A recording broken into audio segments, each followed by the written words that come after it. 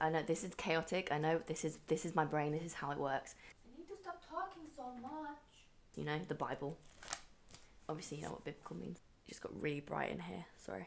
Hello and welcome back to another video. My name is Kizzy and today I'm going to be doing a books that I have read since I last uploaded a video, because that was a very long time ago. I haven't uploaded a video since February and it is now the 1st of September. So yeah, sorry about that. But well, to be honest, the main reason was because I didn't read a single thing, like end of May, June time. I did not read a single thing. Well, I did. I started a lot of books. I did not finish any books between that time. So I didn't realise it was quite that big a space, because I was like reading bits and bobs here and there, but they never came to anything. So that was mainly why I didn't post then. I went through a bit of a reading slump.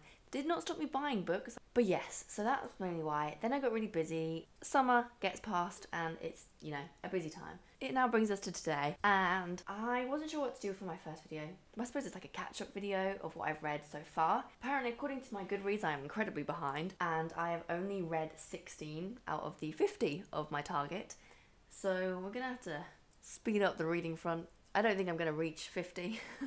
I'm hoping to at least reach 25, potentially. We'll see. So yeah, so there is a massive gap if you are following me on Goodreads from February, where I finished Before They Are Hanged by Joe Abercrombie, which was incredible. And then I went and started to read the third book, but I think I was just in a bit of a fantasy overload slump. And I didn't want to read fantasy, but I did want to read fantasy because there was nothing else I wanted to read. So I started the next book. I got about 170 pages into that one. And funnily enough, that's what I'm reading now. It is still a good book. I still love that series. I don't know why. It kind of like, I wasn't in the mood for it at the time, but apparently I wasn't. And then it wasn't until I read something completely different, and actually it was for work. I randomly picked up one, and it's nothing like I would ever read normally, ever, but I loved it. And that got me out of my reading slump. And then that month, I think, alone, I read 5 books, which even when I'm in a good reading mood is a lot for me. And then I got really into a series that is incredible, and I will be telling you about it soon. So it's amazing. And then I've just read a couple books around those things. So the book that actually got me out of my reading slump is The Great Circle by Maggie Shipstead. Shipstead? I'm gonna say Shipstead. This is like quite a chunky book. Like, it doesn't look like it, but it is heavy. It is a lot of pages for a very small. So this has got 70 pages. So that is a lot. Like, given that that's how big that is. And then the last book in the Joe Abercrombie series is only 30 more pages than this one. Like, you can tell by the size that they have squashed a lot into that. They have condensed the pages. They're like biblical pages, you know, the Bible. Obviously, you know what biblical means. But I really enjoyed it. Not at all fantasy, which is what I normally read. But this follows kind of like a chronological life of this girl. Basically, she's born into kind of like a rocky situation. Her mum didn't want kids. She was kind of forced to marry this man who was the captain of a ship. And then when they're on the ship, and she and her brother, their twins, were just babies, the ship crashes because of some reason. And her mum, I think, kind of like goes missing. Basically, she decides to commit suicide or just like disappear into the madness of the ship burning down and just go with the ship because she hated her life in being a mother. So their dad, the captain, who is meant to obviously sink with the ship because that's the role with the captain, you know, you go with your crew and all that kind of thing, actually stole the last few places on the lifeboats with the twins because he obviously didn't want them to die. So he is then shammed and put into prison because of the whole thing that happened, and everyone hates him. So they go and live kind of like a very rural, ragged life with their uncle in the wilderness, and are kind of like just left to roam and be free and do whatever they want. So this is set in the Prohibition of America, so the 1920s is the start of her like childhood. She grows up, she sees this plane flying over her, and she decides that she wants to be a pilot. She has to pay for lessons. They're going to make her own way because her uncle is not going to do that because he is like an artist and like just lets them be free. So she decides to become kind of like a bootleg seller. She sells prohibition alcohol to her like local people in the local town. And then she meets this kind of dodgy guy. Basically, you just have her entire life of going from this point as a child, this rural kind of child who has a lot of gumption, a lot of determination, a lot of drive and kind of brutal grittiness just because of the life that she's had, to be a pilot and do what she loves, which is to fly. She has to find everything herself, like, so she has to find the money to do her flights. She has to force people to give her lessons because she's a child that has no experience, that kind of thing. She's a woman, all those things. She ends up fighting in the war. She wants to be one of the world's first woman to fly from around the poles, and she just has to make everything happen for herself. And it was just incredibly interesting, and you just got so invested in her life, and you just wanted to know what happened, and you wanted to know what she was doing, how she was getting on, all that kind of thing. You see a bit of her brother as well, which is her twin, and I loved it. It kind of reminded me, if you like Where the Crawdads Sing, I got that kind of connection to the character. They have very similar kind of like gumption and determination as characters, and you just root for them and just kind of, yeah, watch their life unfold with kind of like a bittersweet devastation kind of effect. I hope that makes sense. I haven't done one of these in a very long time.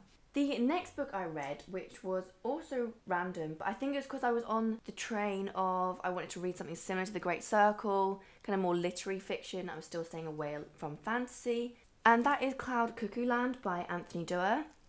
He is the author of All the Light We Cannot See, which is another one that's very popular and kind of like possibly verging on a modern classic. But this one follows many different points of views. So bound together by a single ancient text, the unforgettable characters of Cloud Cuckoo Land are dreamers and the outsiders figuring out the world around them. 13-year-old Anna and Omir, an orphan seamstress and a cursed boy, on opposite sides of the formidable city walls during the 1453 siege of Constantinople. Teenage idolist Seymour and octogenarian, no, got that completely wrong, octogenarian Zeno, in an attack on the public library in present-day Idaho, and Constance, decades from now, who turns to the older stories to guide her community in peril. So she is in a kind of like futuristic spaceship thing where basically Earth has been destroyed from global warming and stuff like that. So they've made this experiment of trying to find a future island, and they are in this bubble, this like spaceship bubble, and they themselves will not reach this island. They have, or planet. It will be their future generations because it would take so long to get there, basically. But then that goes wrong. There is an illness that breaks out. She has to kind of survive in this very isolated world. All she has is these scraps of this story that her dad told her, who was a actual person on Earth. So yeah, you have these three storylines, and they all are tied by this story. So they're somehow related, or I've read this, or this means something in their life. It's just a very interesting and kind of curious idea of how texts impact people and survive through time. Like, there's very few things that can go from 1400 Constantinople to the future and still impact people in similar ways, and they are linked in certain characteristics that they have and reflections of each other. And it was just a very interesting kind of thought experiment with obviously concerns of like kind of global warming and stuff. I feel like I'm making this sound really boring, and I feel like a bit of an English literature student as I was talking there, more than I ever did actually at uni. But I actually really enjoyed it. You don't have to read it as kind of like that. I really liked it, so I would recommend. I think the paperback of this is coming out this month in September, if I remember correctly. So yes. The next book I read is one that I started in my little slumpy slump and then picked back up again. It was very short. I don't have it with me. I've left it back home because I finished it. But that is The Mad Woman's Ball. I'll put a picture somewhere here, or Edith will. So this is set in some time in France, and it is based on 1885 in France, and it is based on Dr. Charcot, who is a doctor who worked in an asylum for delirious and mad women. Basically all the women that were kind of put in asylums that didn't fit with the society's norm, so ones that were then deemed hysterical, etc., when actually they were just normal human beings. And he kind of popularized this illness that women apparently had by bringing it and making it public, so people could come and watch his lectures and watch him kind of make women have these episodes whilst he experimented on them and that kind of thing. And he was like a modern day kind of celebrity in the time. And one of the things that he had was this Madwoman's Ball, where the aristocracy would come, dress up, and the women would also dress up, and they'll kind of be paraded through this ball. So in this you follow two women. You follow one of the nurses as she discovers kind of a different side of the life that she's had, which has been so regimented and contained to this life that she always believed in, when actually it wasn't kind of what she expected. And then the other storyline that you follow is this woman. So she's kind of outspoken and has this belief that she can see and communicate with the spirits, especially her granddad, which inevitably then puts her in the asylum. There is kind of a paranormal element to it, which personally I don't think I kind of got. For some reason, me and ghosts in books, we don't get along. I think I just don't believe in them, and then that kind of like, it throws me. It's kind of like when I read urban fantasy, and there's just something, because it is too close to reality, that I feel like it makes me not believe it, even though I know it's make-believe. I know that.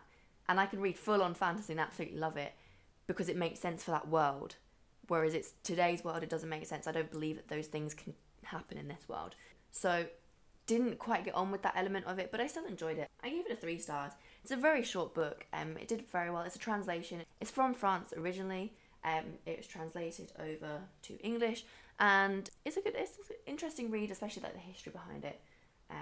So yes. So the next one is The 7 Deaths of Evelyn Hardcastle, and I actually really enjoyed this. Don't know why it kind of took me so long. Like, it's a crime novel. It was riveting and you did want to keep reading it, but for some reason I just wasn't in the mindset to kind of like consume it. It's by the same author that did The Devil in the Dark Water, which I also loved, and I read that one in a couple of days. It's a really interesting concept actually. So you've got, I think, 7 bodies, like 7 characters, and this one main person, and there's an event at this house, and at the end of it, Evelyn Hardcastle will die. He wakes up and he discovers he kind of doesn't remember anything. He's in this body. He turns up in the forest. He thinks he witnessed someone get murdered. He runs. He finds this mansion. He knocks on the door. People know who he is, but he can't remember his name, what he's doing. And he kind of goes through the day trying to figure out basically what he's doing there and who he is. Then the next day, he falls asleep at the end of the day, and he wakes up the next day and he's in a completely different body, but in the same day, the same mansion, the same events are occurring. He's just now, I think, like in the butler, basically.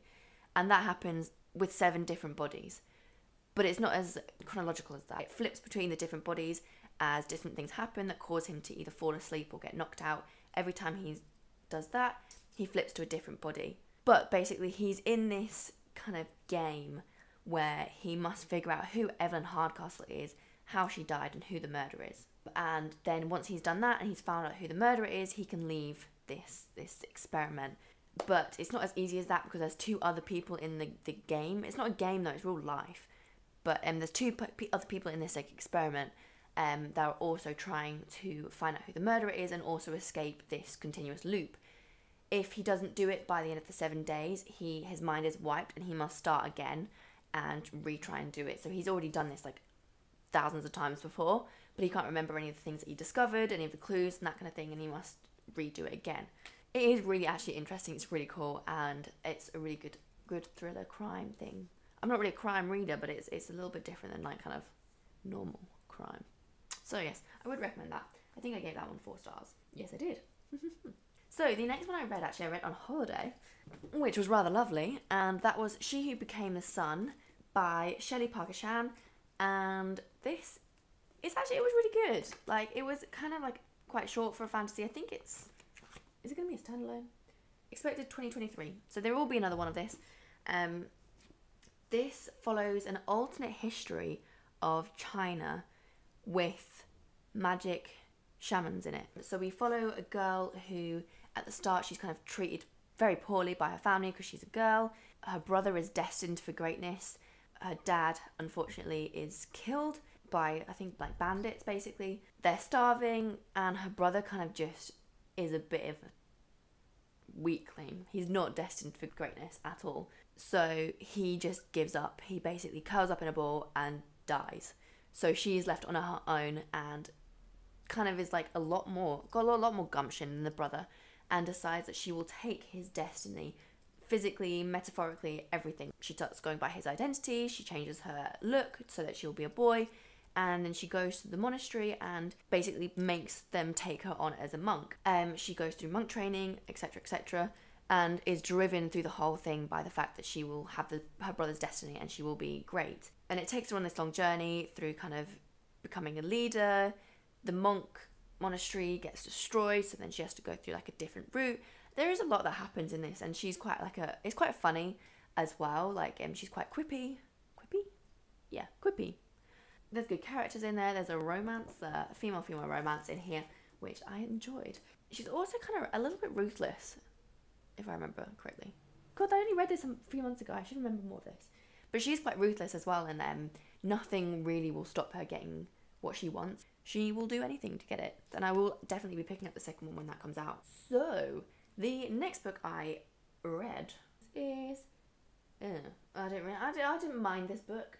This was another one that I read for work because it was our children's book of the month, and this follows Noura, and she lives in Pakistan, and she must, to kind of feed and support her family, work in the mines, the local mines that her dad unfortunately worked in and died in. So that's kind of like the grounding of it, and her mum doesn't want her to work there, obviously, so she's trying to stop her from working there. However, there's this mythology behind this mine that has been started either by the kind of local people, or it is actually true, kind of undecided, that there's this treasure in there that once you find it, you'll just kind of like be rich for the rest of your life.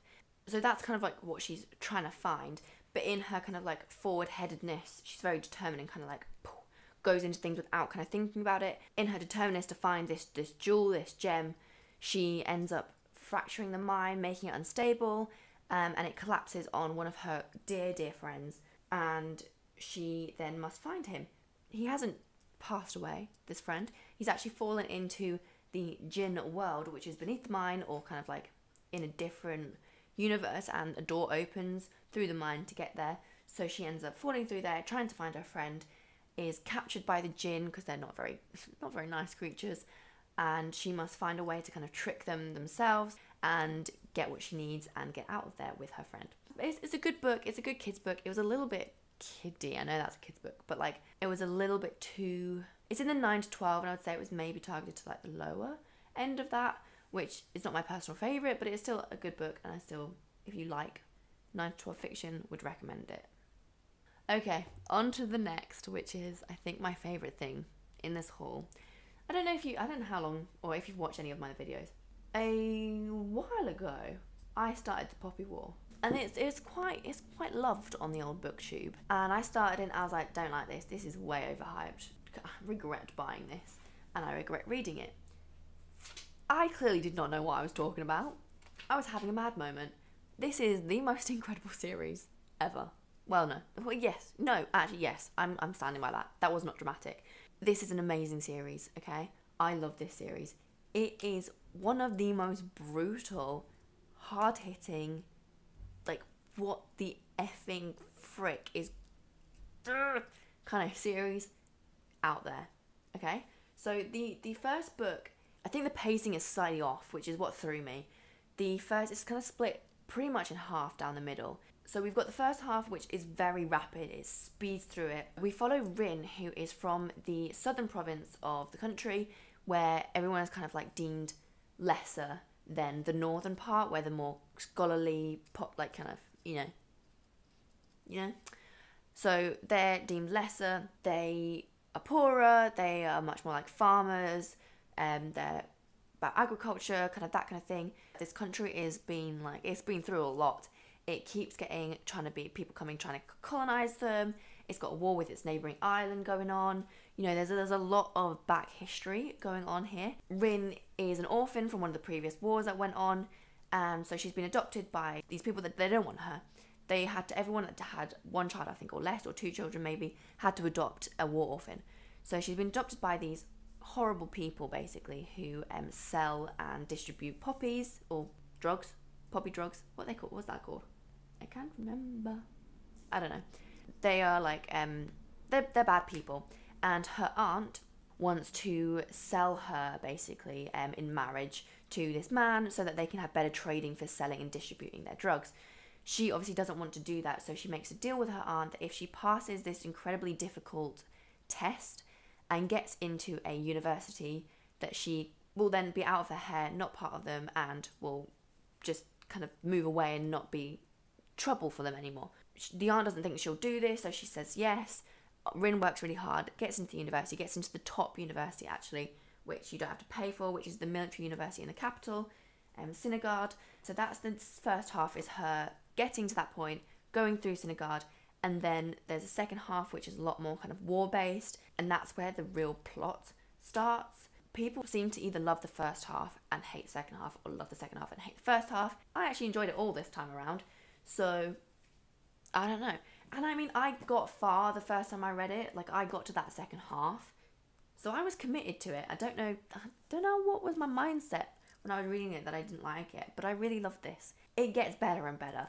I buddy read the third one with my colleague at work, and we literally, like, it was like every single chapter something incredible happened. One would go up for their break, come down, I was like, oh my gosh, you have to read the next chapter. Then the other one would go up, get 2 chapters ahead, and be like, oh my gosh, you will never guess what happened. It was such a fun ride, but it's not for the light-hearted. It is incredibly brutal. The most disturbing and disgusting scenes and things happen in these books. It is a grim, dark series. I've not read a grimmer. I mean, Joe Abercrombie comes close, but not as much as this. Like, she does not pull back. She does not have any restraints on putting the really brutal, the really horrible and harrowing in here. It's phenomenal, absolutely great. I got to meet her yesterday, which was so fun. She's an incredible, clever lady. Is R.F. Kuang or Rebecca. She's just great, and I would recommend these series to not everyone, but to most people who like fantasy and grimdark fantasy. Very incredibly interesting and gripping and phenomenal books. Another kid's book, Alex Neptune and the Dragon Thief. I love this book, actually. It's a really good little fun kid's book. I think I gave my copy back so other people could read it at work. It's about a little boy who is scared of the ocean because him and the ocean, they just do not get on. It tries to kill him every time he goes into the sea. So he's always avoided the ocean. There's this mythology around the town, the little fishing town that he lives in, about this sea dragon. Doesn't think it's real until actually he stumbles across it, kidnapped and trapped in the old aquarium above his town.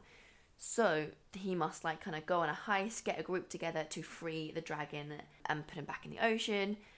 And it's a fun read. You've got this little octopus that latches onto him and becomes his best buddy. You've got these otters that help him along.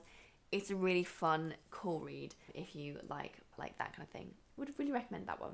The last book that I read is The Book Eaters by Sunny Dean, and I actually enjoyed this. It was gripping. It happens in the space of 24 hours, the whole thing. The Book Eaters follows this family, or these groups of families that are kind of aliens.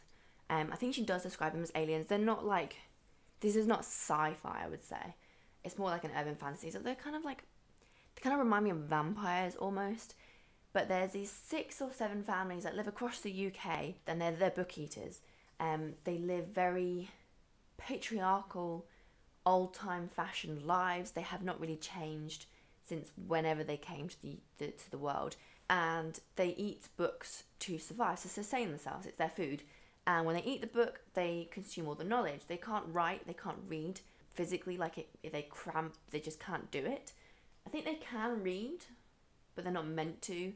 They definitely can't write. However, they can either be born a mind eater or a book eater. Mind eaters are not so nice as the book eaters. But to sustain them, they eat minds. They have these really long tongues. They go in the ear and then scoop out all the brains and eat them, which is how they consume knowledge. So then they kind of adopt their personality. They live their life. They have all their memories, that kind of thing.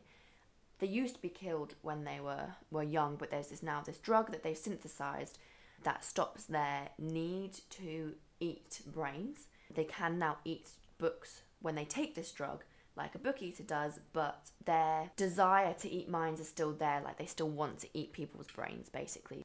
But we follow this girl who, and it all unfolds. The main kind of present day plotline unfolds over 24 hours, and we have a lot of background kind of information of how she got to that point threaded through the story. So yeah, it was a really interesting concept. It's kind of I suppose it's described a lot as horror fantasy, mainly because I think the mind eating thing, which was kind of gross. I enjoyed it. It was fun. It's only 300 pages. It's quite small. If you see that in the bookshop and it tickles your fancy, I would pick it up. So those are all the books that I have read since I last posted a video, which is not very many, but it is. But it's not in the time that it is. There we go. I hope you enjoyed this video. Oh, so look at this. Isn't this cute? So I destroyed a book. Look at that. It's so sad. One too many I destroyed in the last month. So my friend and colleague Debs, who might be watching, decided to give me this, which is a Cersei book cover so that I didn't destroy any more. So it's very cute. Thank you. Thank you for watching, and I hope you had a good day, and I shall see you in the next video. America. 1920. No, that's after the First World War. 1990. When was the war?